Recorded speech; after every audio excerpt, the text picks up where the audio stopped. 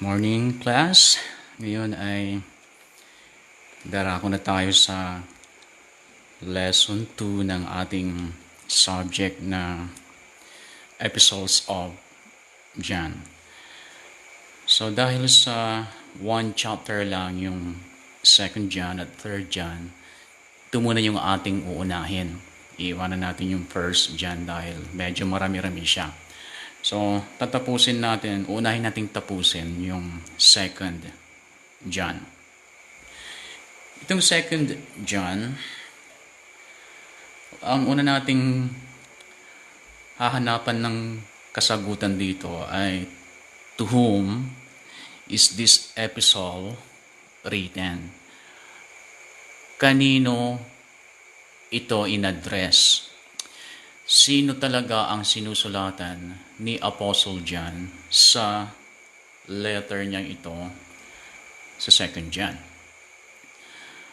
At ang makikita natin dyan ay naka-address ito sa the elect lady. The elect lady. So, magkakaroon tayo ng mga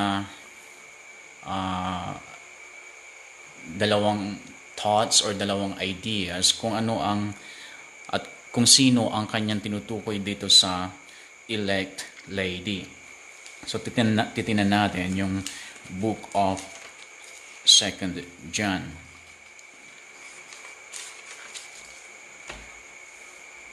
Sabi niya, kung ang gagamitin ko ay New Living Translation, ito ang kanyang pagkakasulat. This letter is from John the Elder. I am writing to the chosen lady and to her children. So, ito ay New Living Translation, no? Pero pagka babasahin mo doon sa King James Version, ang kanyang isinulat ay elect lady. Tingnan natin. King James Version ng 2nd John. Sabihin kong verse 1 kaagad dahil isang chapter lang ito. The elder unto the elect lady and her children. Okay, so ang unang thought dito na i-consider natin ay sino yung lady? Sino yung lady na kung saan naka-address yung letter? So, ang unang thought, kung physical, ang tinutukoy niya, physical lady, ay si John ba ay ang kanyang sinusulatan ay isang babae ba na ang pangalan ay Curia, letter K-U-R-I-A, dahil yan ang Greek word used for lady. So yun ang unang thought. Kung physical na lady yung kanyang sinusulatan, then ang ating pwedeng i-assume lang ay baka mayroong babae na ang pangalan ay Curia. Kasi yun yung Greek word na ginamit dito, Curia. Doon sa word na lady, yung Greek word niya talaga is Curia. So hindi natin alam kung yung Curia na ito ay pangalan ng isang babaeng disciple or it's just tulad sa English ay lady at hindi natin alam kung sino ang kanyang tinutukoy. So yan ang unang thought. Is there a lady named Curia? Pero kung ang kanyang tinutukoy ay figurative siya,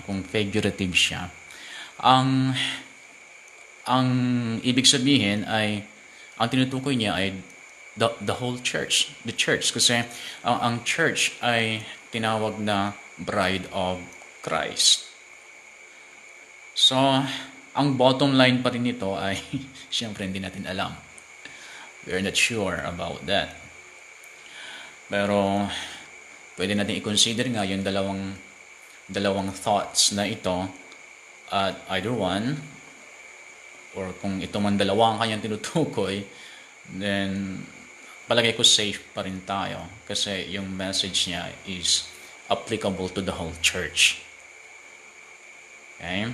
So, yung keywords, the keywords sa letter na ito, 2 John, 1 chapter.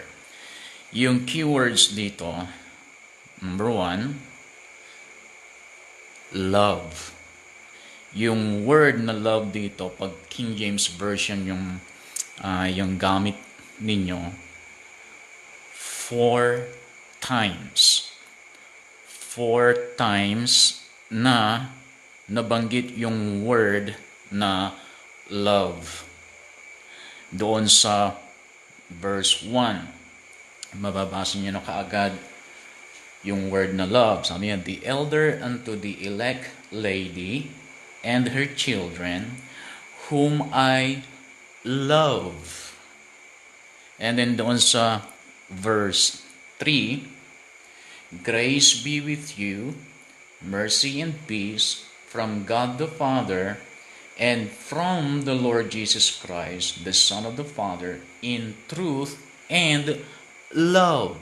So yan yung pangalawa na nabanggit yung word na love. And then doon sa verse 5, and now I beseech thee, lady, not as though I wrote a new commandment unto you, but that which we had from the beginning, that we love one another. That's the third. And then, pang-apat is verse 6, which have borne witness of the charity before the church, whom if thou bring forward on their journey after a godly sort, thou shalt do well. Yung word na charity is also same sa word na love. So, 4 times niya na nabanggit yung word na love, at dahil 4 times niya nabanggit, naging one of the key words siya sa letter na ito ni John. And then second key word, the second key word ay truth. The word truth. 5 times. 5 times niyang nabanggit yung word na truth. Una, syempre sa verse 1, 2 times niyang nabanggit. Sabi niya, mali pala ako na nabasa kanina, verse 6 no, ng 2 John. And this is love. Sabi niya, and this is love, that we walk after His commandments. So, yun yung, ang nabasa ko kanina is the verse 6 of 3 John. So, magkadikit lang kasi ay akala ko kadugtong pa niya. So, babalik ako doon sa iniwan kong tinuturo kanina, yung word na truth.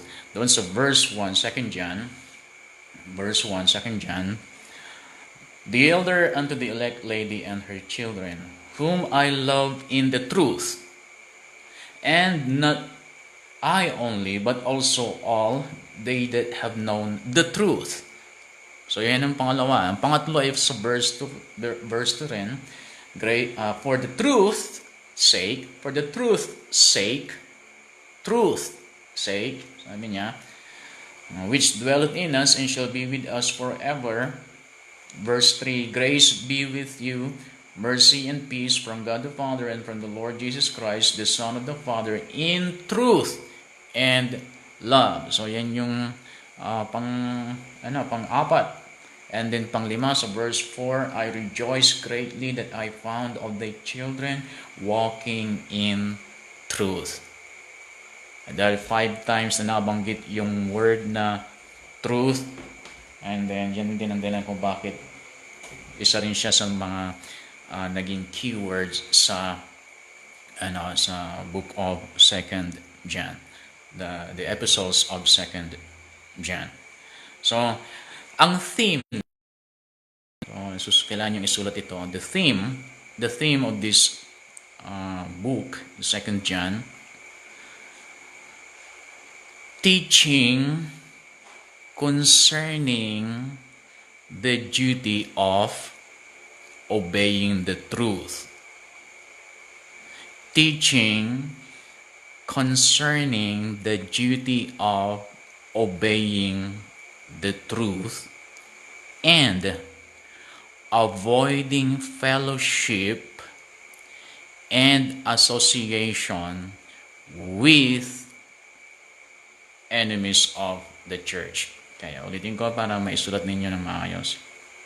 The theme of 2 John is teaching concerning the duty of obeying the truth and avoiding fellowship and association with enemies of the church. So yan ang tema ng 2 John. Yung katuruan patungkol sa obligasyon natin na sundin ang katotohanan. At syempre, ang katotohanan na tinutukoy niya ay ang salita ng ating Panginoon. So, that is our duty. That's our call to obey the truth and avoiding fellowship and association. Alam ko ni bakit through the Holy Spirit ipinarating niya, o the Holy Spirit ipinarating niya sa atin through Apostle John na bakit kailangan nating iwasan ang makipag-ugnayan, makipagkaisa sa mga kalaban ng church. So, lesson 1, ang kalaban ng church ay yung mga nagtuturo ng mga maling aral sa Biblia. Naniniwala sa Biblia pero yung aral na tinuturo ay kumukontra sa nilalaman ng Biblia. Sila yung mga enemies of the church. Pag sinabi kong church, yung talagang genuine ang kanilang repentance and acceptance sa ating Panginoon, and sila ay solid follower of Jesus Christ. So sila yung aking tinutukoy na church, although alam ko kasama rin yung mga talagang mababaw lang yung kanilang commitment. Pero pag sinabi ko kasing church, yung talagang solid follower of Jesus Christ, yung akin nasa isip. Alam kong kasama yung mga carnal believers, baby Christians, kasama sila. Pero pagka ginagamit ko kasi yung church, ang nasa isip ko ay yung mga solid follower talaga ni Jesus Christ. So, sabi natin yung mga frontliners lang muna ang aking tinutukoy pagka church. Although kasama lahat yung mga hindi frontliners. No? So,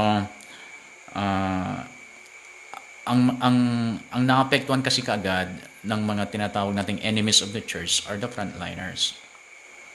Sila yung unang maapektuhan kasi nga frontliners sila. So, kaya sila yung aking nasa isip pagka sinasabi kong church. So, yung mga enemies of the church, yung mga nagtuturo ng mga false teachings at false doctrines na naniniwala naman sila sa Biblia. Nagbabasa naman sila ng Biblia, pero yung kanilang ipinapangaral ay yung mga doktrinang taliwas sa nilalaman ng Biblia.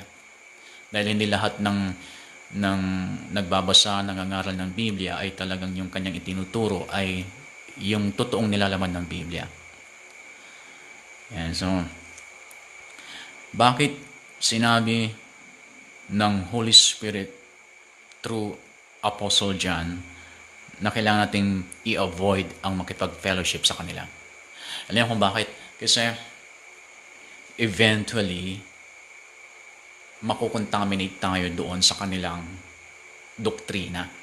Lalo kung ito lagi ang kanilang ini-insist. Ito lagi ang kanilang gustong maging sentro ng usapin.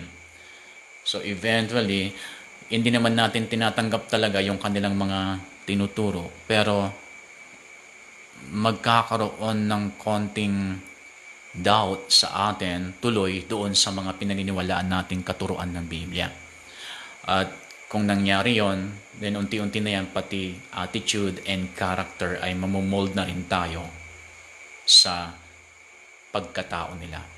Kaya nga, kilala ninyo yung mga iba't ibang relihiyon sa ating lugar.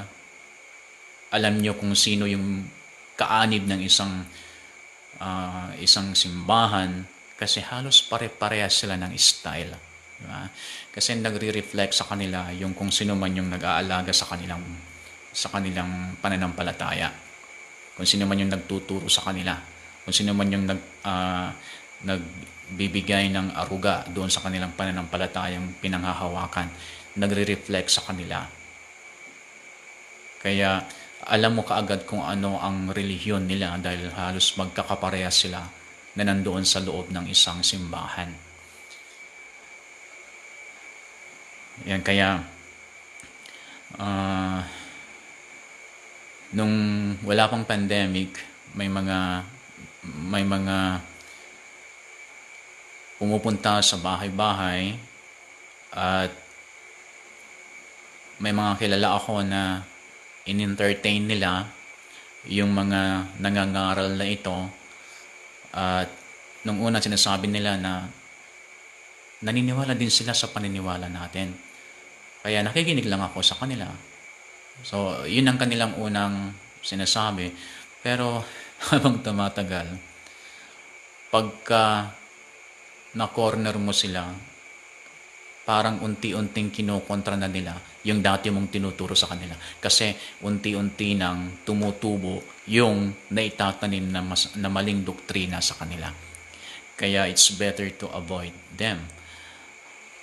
Kung meron kayong pinaniniwalaan na aral mula sa Biblia at alam ninyo na ang aral na ito ay nagbibigay ito ng kagalakan sa puso ninyo, nagbibigay ng kapayapaan sa inyong kaisipan at nagbibigay ng lakas sa inyong kalooban at itinataas niya ang inyong self-esteem, itinataas niya ang inyong self-confidence at pinapataas niya at pinapalalim niya yung level ng inyong life, holy lifestyle, hindi mo dapat ito hahayaan na maapektuhan yung grip mo sa mga katuruan na ito sa pamagitan ng maling turo na ipinaparating sa iyo ng iyong mga kakilala o mga kaibigan o mga kasama sa pamilya.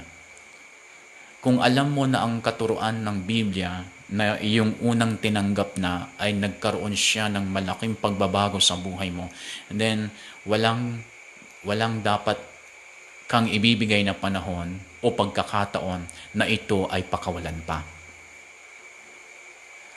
At nakakapagtaka sa marami dahil sa nasubukan na nila sa kanilang sariling buhay kung gaano kaepektibo yung aral ng Panginoon sa kanyang salita na kanilang tinanggap, nagkaroon na ng pagbabago ang kanilang buhay, nagkaroon na ng pag-asenso sa kanilang pamilya, sa kanilang mga trabaho at negosyo. Nakita na nila ang kapangyarihan ng Diyos, tapos bigla na lamang silang mag-give up sa mga pinaniniwalaan nilang ito at sila ay mag-give in sa mga false teachings na hindi halatang false teachings kasi kaakit-akit. At maging yung nangangaral ay well-trained na mang-akit. So ito ay nakakalungkot na natanggap mo na yung totoong aral ng Biblia na nakapagbigay ng pagbabago sa buhay mo. Tapos isang araw, hahayaan mo na lang na ikaw ay maging committed sa ibang katuruan. Alam po ninyo, matinding uri ng bondage ang relihiyon. Matinding uri ng bondage ang doktrina. Kahit na obserbahan ninyo yung mga malapit na tao sa inyo, kapag sila ay dinudoktrinahan na unti-unti nang naitatayo yung pader o bakod sa kanilang buhay at magiging limitado na ang kanilang galaw at magiging magiging makitid na ang kanilang pagtanggap, pag-iisip at pagtanggap hanggang sa magagalit na sila kung kukontrahin mo na sila sa kanilang mga pinaniniwalaan. Ganyan ang mangyayari unti-unti, hindi mo mamamalayan. Hindi nila namamalayan yan. Kaya ito ang dahilan kung bakit sinabi ng ating Panginoon na i-avoid nyo na lang ang makipag-fellowship sa kanila. Ngayon, pag sinabing i-avoid ang makipag-fellowship, hindi naman ibig sabihin na hindi nyo silang ngingitian. Hindi naman ibig sabihin na hindi ninyo ipapakita ang ang pagmamahal at malasakit sa kanila. Ang ibig sabihin lang nito ay hindi tayo dapat uupo ng matagal sa kanila kung ang pag-uusapan ay yung kanilang mga doktrina. Pero kung ang pag-uusapan ay ang aral ng salita ng Diyos na nagbigay ng pagbabago sa buhay mo at ito'y pakikinggan nila, okay. Pero kung hindi nila pakikinggan, ang gusto nila ay pakinggan lang sila, then wala kang dapat ibibigay na pagkakataon, wala kang dapat ibibigay na puwang para makipag-fellowship pa o makipag-associate pa sa kanila. Kasi eventually, makukontaminate ka. Maapektuhan ka. Maapektuhan pati yung faith mo sa Lord. Darating ang time na, halimbawa, kailangan mo ng healing. Dahil may sakit sa iyong katawan. Kailangan mo ng healing and then magpipray ka or i-claim mo yung healing mo. Ang lakas ng faith mo and then biglang sumagi sa isip mo yung kanilang mga doktrina na itinatanim sa'yo. Naapektuhan yung faith mo. Pumapasok tuloy ang pagdududa at pag-aalala. So, ganyan katindi ang false doctrines. Sisirain niya ang confidence mo, sisirain niya ang faith mo, sisirain niya ang iyong self-esteem at ang iyong pakikipag-ugnayan sa Lord ay sisirain niya kasi habang nag-worship ka, habang inilalapit mo ang puso mo sa Panginoon, sumasagi-sagi sa isip mo yung mga doktrina nila na itinatanim sa iyo. So, it's very disturbing and distracting. Kaya, sinabi ng Lord na we need to avoid fellowshipping and having association with those who are teaching false doctrines. Okay? So, yan ang tema ng 2 John. Kaya kung talagang naintindihan natin yung ating binasa sa 2 John, then mananatili tayo sa tema nito. At ang tema nito ay yung patungkol sa ating duty na sundin ang katotohanan. Sundin ang salita ng Diyos. At iwasan ang makipag-fellowship sa mga nagtuturo ng maling doktrina, maling aral. Okay. Ngayon, na tayo sa purpose. Yung pinaka-purpose ng 2 John.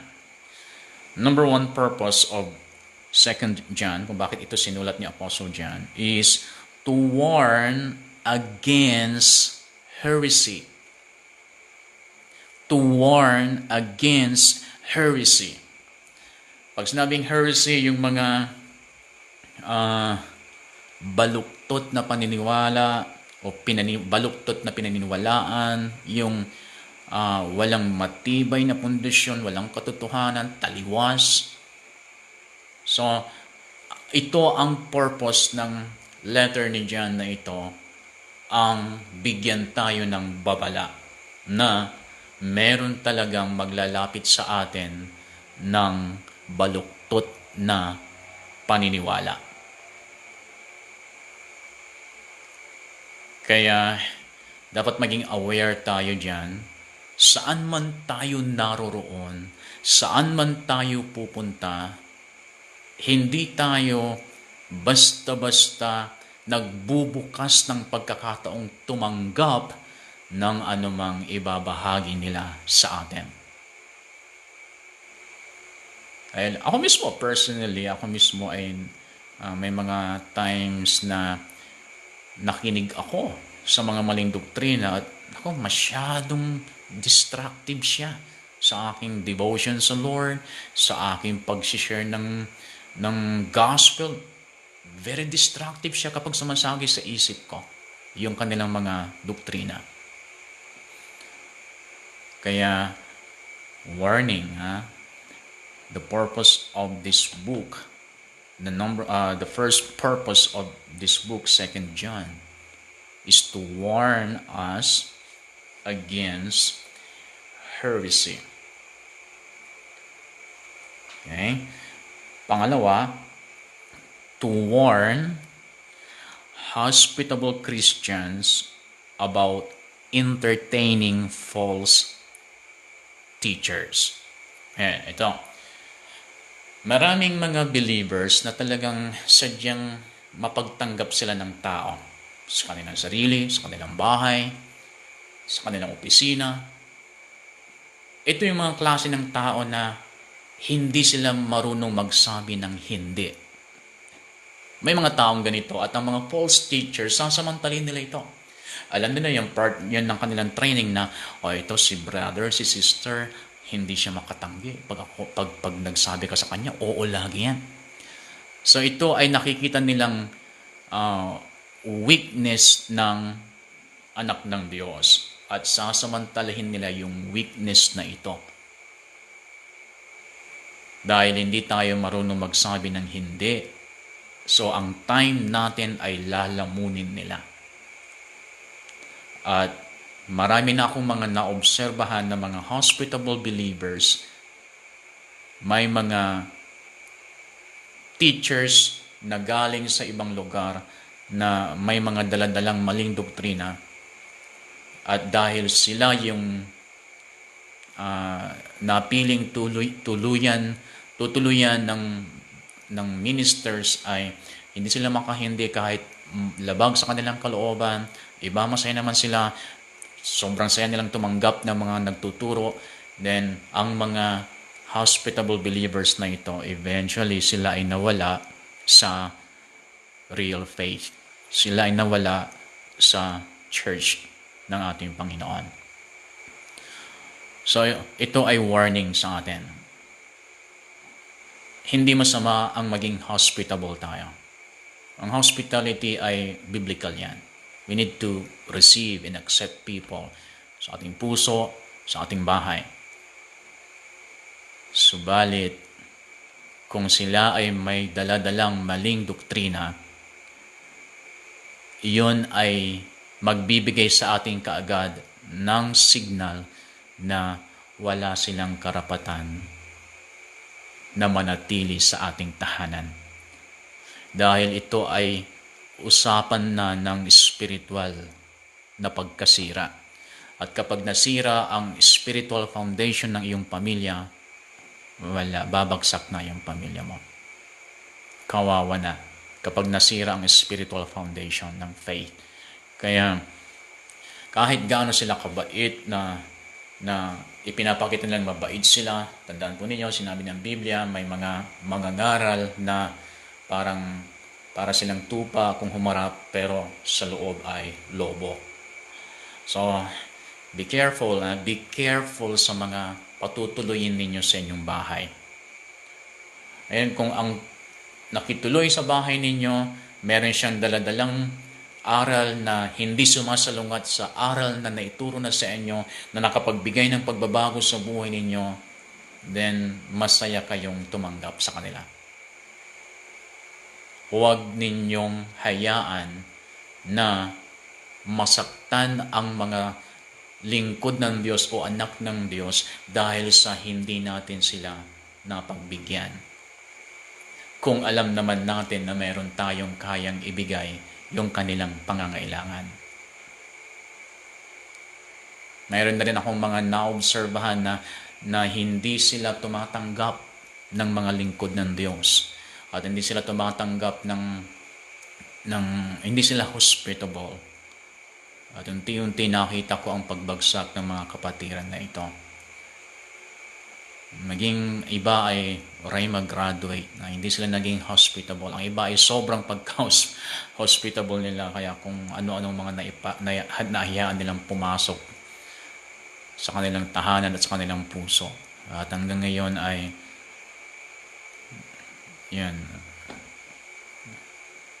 masama pa rin ang kinauwian. So, ulitin ko, dalawang purpose ng 2 John: to warn us against heresy, to warn hospitable Christians about entertaining false teachers. Huwag na lang silang i-entertain. Huwag na lang silang i-entertain. Dahil kayo din magsisisi sa bandang huli. Okay. What teaching was under attack?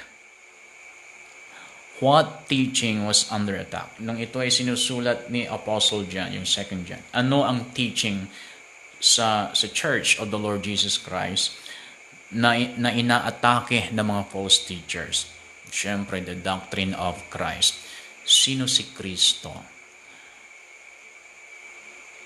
Ano ang kanyang purpose? Ano ang kanyang mga ginawa? Ano ang kanyang mga tinapos? Ano ang kanyang pagkatao? Ano ang kanyang pagkadiyos? So yung mga doktrinang ito na malinaw sa Biblia, kung sino talaga si Jesus Christ, then ito namang mga false teachers ay gumawa ng kanilang mapaglinlang na aral para masira ang pinaniniwalaan ng mga church members sa time na ito na sinusulat ni Apostle John. So natinag ang iba sa kanila tungkol sa kanilang pinaniniwalaan kung sino si Jesus Christ sa kanilang buhay. So the doctrine of Christ was under attack sa panahon ito. At yung teaching na ito na pinang-atake nila sa doctrine of Christ ay tinawag nilang Gnosticism. Gnosticism. Gnosticism. Gnosticism.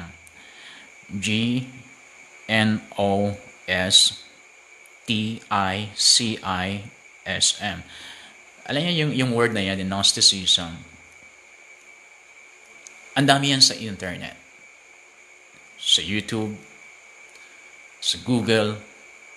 Makikita niya kung ano ang pinaninindigan nila at pinaniniwala nila, yung kanilang perspective. At makikita po ninyo na yan ay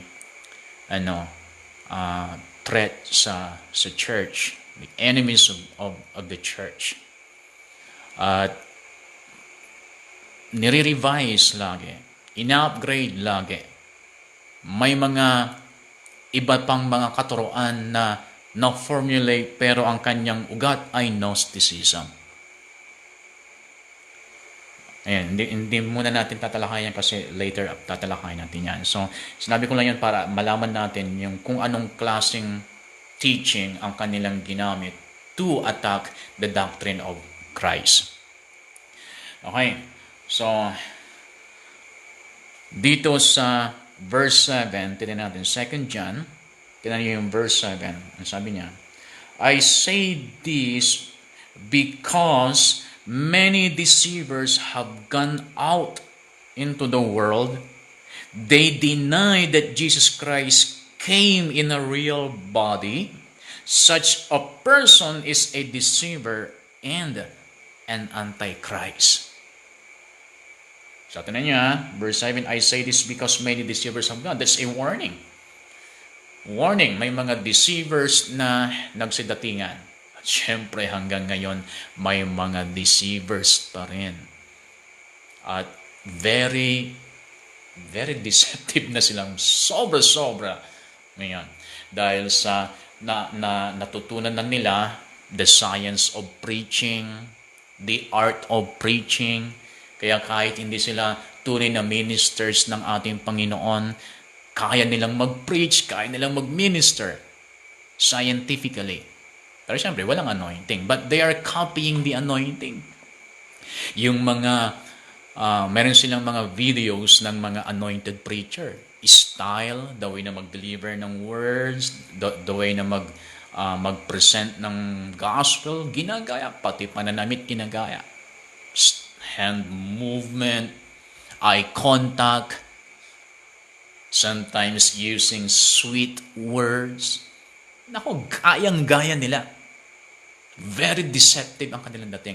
Hindi mo makikita kaagad. Hindi mo maaamoy kaagad.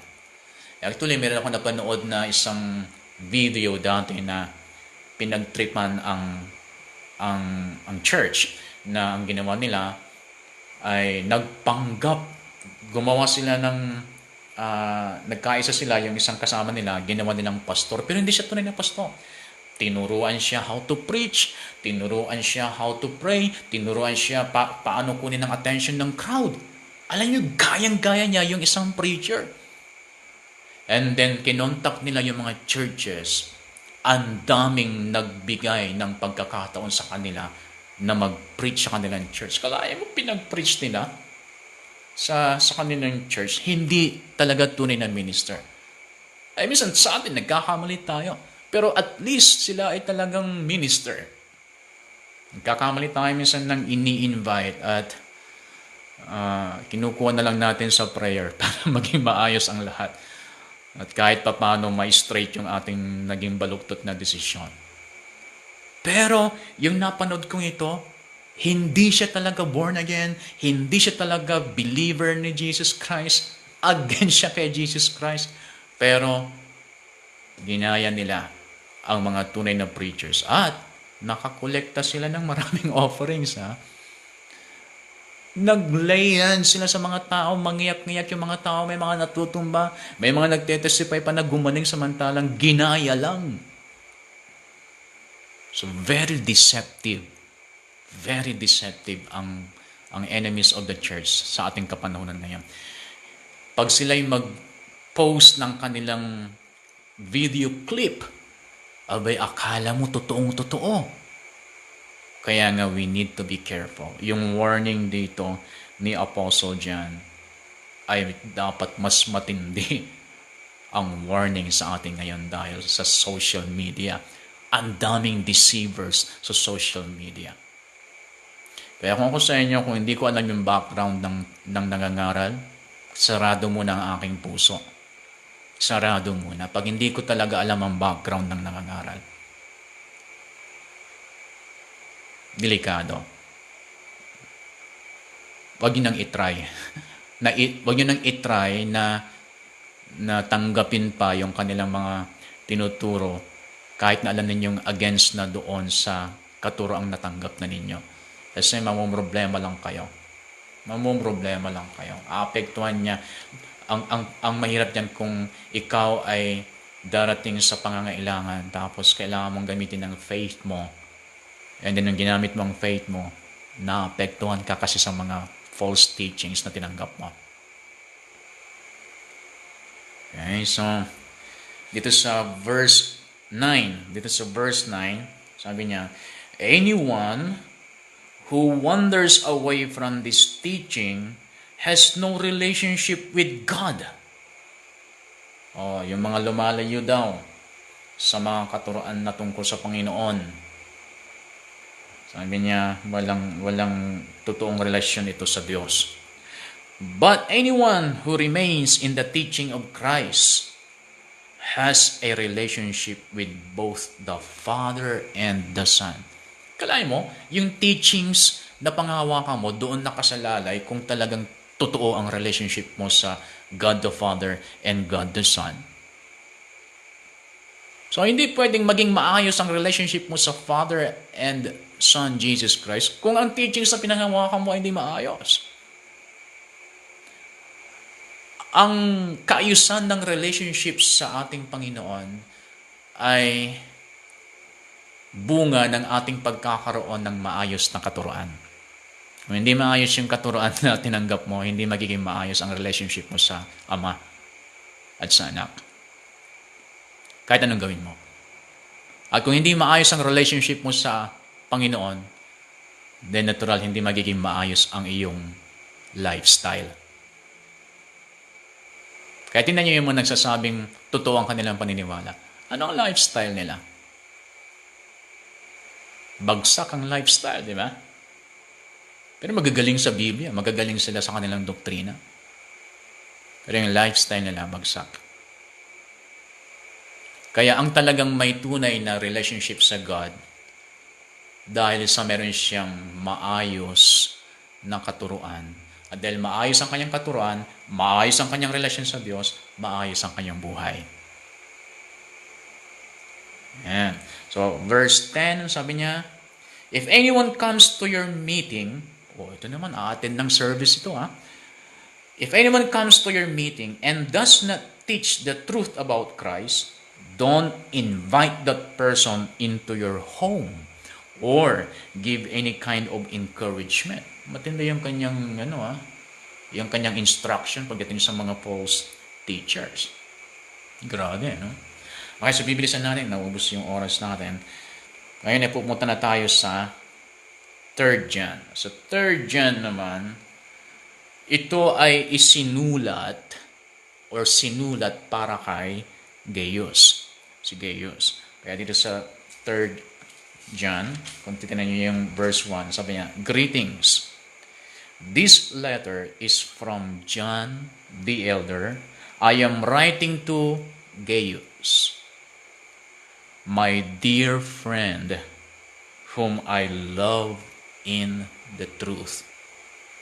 So si Gaius ay isang one of the disciples of Apostle John. So nagkaroon ng mga disciples si Apostle John tulad ng kung paano nagkaroon ng disciples si Jesus Christ. So kinopya ng mga disciples yung nag-disciple sa kanila. Kaya sila ay dinisciple, so ngayon nagdi-disciple din sila. And then yung mga dinisciple nila, dinisciple din sila na mag-disciple ng iba hanggang sa nakarating sila sa mga lugar natin. At ngayon ay may mga ginamit na nag-disciple sa atin at ngayon ay dapat magdi-disciple din tayo. Hindi dapat hihinto yung discipleship making. Dahil si Jesus Christ ang nag-start niyan. So, ang yung theme naman ng 3 John, Christian hospitality. Christian hospitality. And then open parenthesis, sulat nyo fellowship. Nilagyan nyo ng close parenthesis. Christian hospitality, fellowship, and challenge to practice truth. So, yan ang theme ng 3 John. Christian hospitality, fellowship, and challenge to practice truth. So, challenge ni Apostle John, si Gaius, and the whole church. Siyempre, automatic yun, message to the whole church. Challenge to practice truth. Kung talagang kayo ay nasa truth, then obey the truth. Kung talagang naniniwala kayo sa truth, then do the truth. Kasi kapag naniniwala ka sa isang bagay na ayaw mong gawin, hindi ka talaga naniniwala. Uma-agree ka lang. Pag gano'n. Kung talagang naniniwala ka, gagawin mo. Ay, kung hindi mo ginagawa, hindi ka naniniwala. Uma-agree ka lang. Ayan. So, keywords. Yung keywords ngayon sa 3 John. Yung word na beloved or beloved. The word beloved. Sa outline ko nakasulat 4 times, no? Pero nung sinaliksik ko ito na, hinanap ko yung talagang tatlo lang talaga. Tatlo lang yung nabasa kong word na beloved. Pero still, keyword pa rin siya dahil siya yung naulit-ulit na importanteng salita. Verse 2, verse 5, at verse 11. Diyan, verse 2, verse 5, at verse 11. And syempre, another keyword is truth.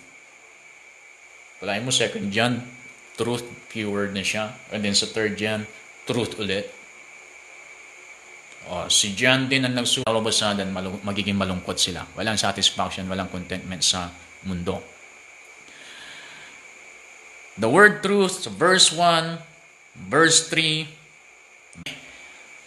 5 minutes pa tayo.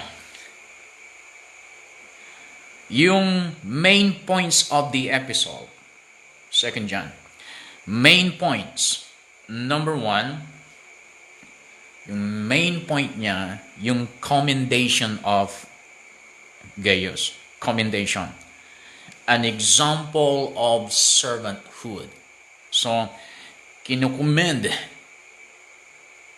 ni John si Gaius na tularan natin siya bilang tunay na may pusong mapaglingkod sa Diyos at sa kapwa. And then, yan ay makikita natin sa verse 4. Sabi niya, 3 John, verse 4, sabi niya, I could have no greater joy than to hear that my children are following the truth. At syempre, ang isa sa mga tinutukoy niya dyan na sumusunod sa truth is Gaius. At ang punto ni John is, gayahin natin siya.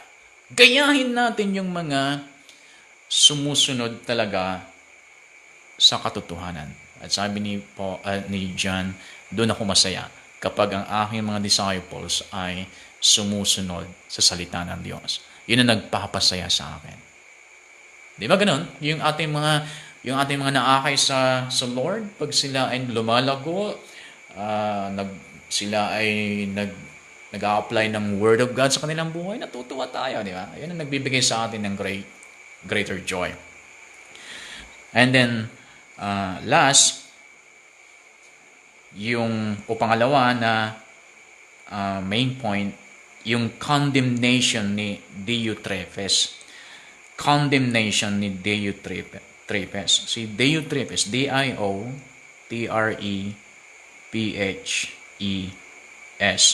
si Diotrephes, an example of selfishness na ayaw ni John na maging kagaya o gayahin natin siya. Kaya dito sa verse 9, sabi niya sa verse 9, I wrote to the church about this, but Diotrephes, who loves to be the leader, naku, gustong-gusto niya maging leader, but refuses to have anything to do with us. Gustong-gusto niyang maging leader, sabi niya.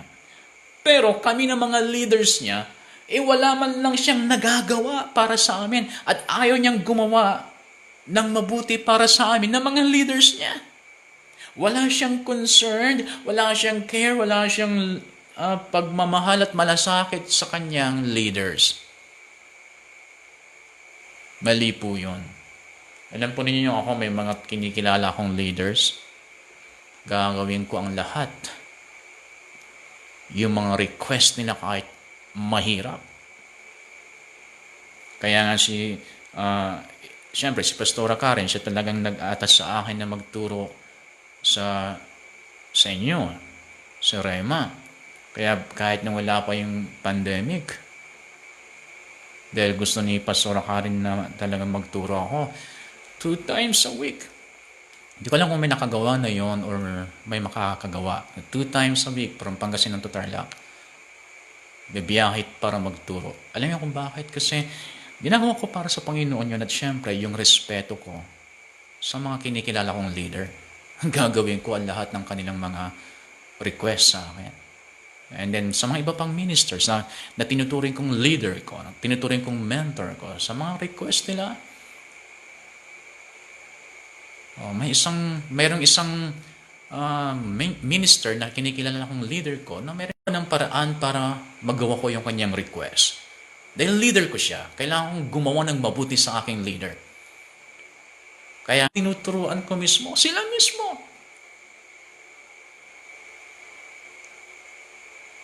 At sa akin, sa mga leaders ko at sa mga dinidisciple ko, talagang ginagawan ko ng mga mabubuti yan.